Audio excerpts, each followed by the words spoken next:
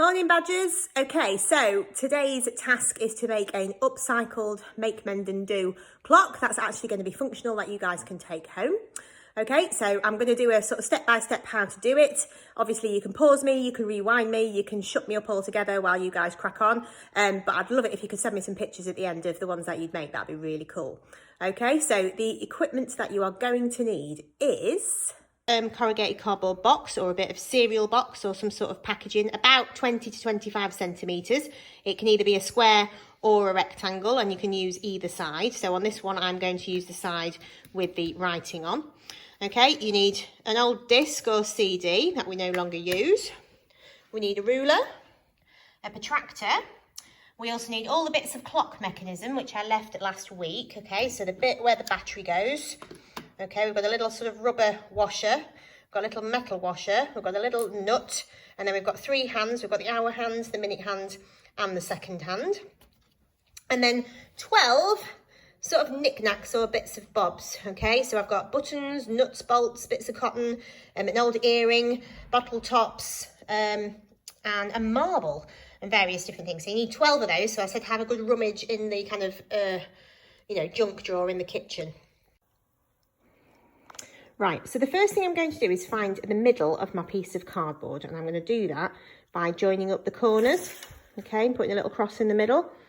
Okay, so if you do corner to corner on your rectangle or square and just do a little mark, that'll find you the middle. And then we're going to make a hole in the centre. So remember, we use a bit of blue tack and sharp pencil, and that's going to be for our clock mechanism to grip the piece of cardboard with. Okay, now the next thing we need to do is we need to divide this piece of cardboard up into 12 sections, each of 30 degrees, okay, so that we can put our 12 numbers in the right place. There's no point having the numbers in the right place for our clock to actually function properly. So that's our next step. So I'm going to draw a vertical line straight through that hole, because that's where 12 o'clock and 6 o'clock are going to be. And then using my protractor, if I put it onto that line, okay, I'm then going to measure every 30 degrees. So I've lined up my protractor with that line, look.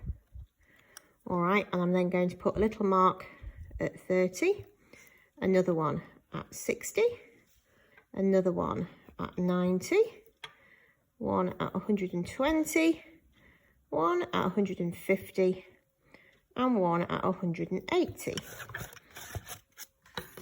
Then what I can do with my ruler,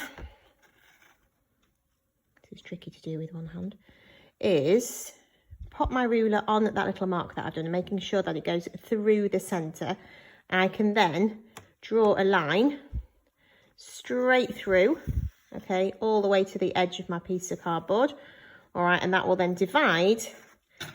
If I do that on every single one, look, that's going to divide my clock face into 12 sections. Okay, so it'll look a little bit like a pizza divided up into 12. So my piece of card now looks like that, all right, divided up into 12 even slices, if you like, for each of my numbers to go on. So the next thing we need to do is glue on our CD. Okay, which is going to go in the centre. Now, if you use PVA, because this is shiny, all right, it's going to peel straight off. So a good idea is to get Mr. Russo to help you with the glue gun, okay, and gluing your CD on, all right, and then we'll attach the clock. So we'll just put a few blobs of glue gun glue quickly onto the CD. Not too much, because we don't want it to blob out and make a mess everywhere.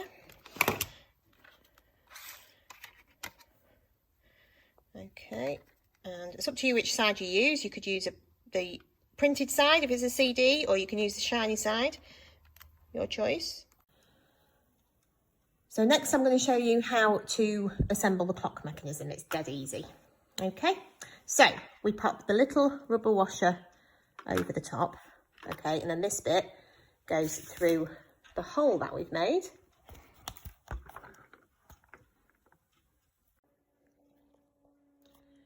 And then we attach the little nut Okay, and you need to screw that on nice and tightly.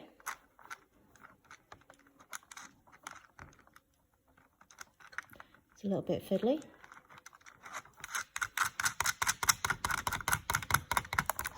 Okay, because we don't want our clock hands wobbling around, particularly if you do want to hang this up. So make sure that the little bit battery pack there with the hanger is at the top.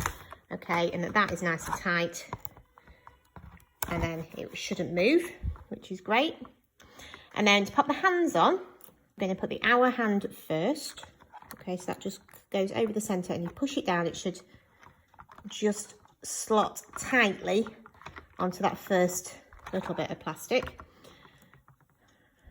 Okay, the minute hand comes next.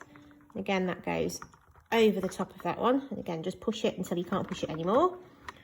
All right, and then our second hand, which you can see has got a little piece of plastic coming out of there, grips onto that little metal pointy bit in the centre there for the second hand. So this needs to be done nice and carefully. And just press it firmly. Okay, and you know you've got it right because actually none of the hands will sort of move easily or flap around. So with a blob of PVA or a little bit of help with the glue gun, depending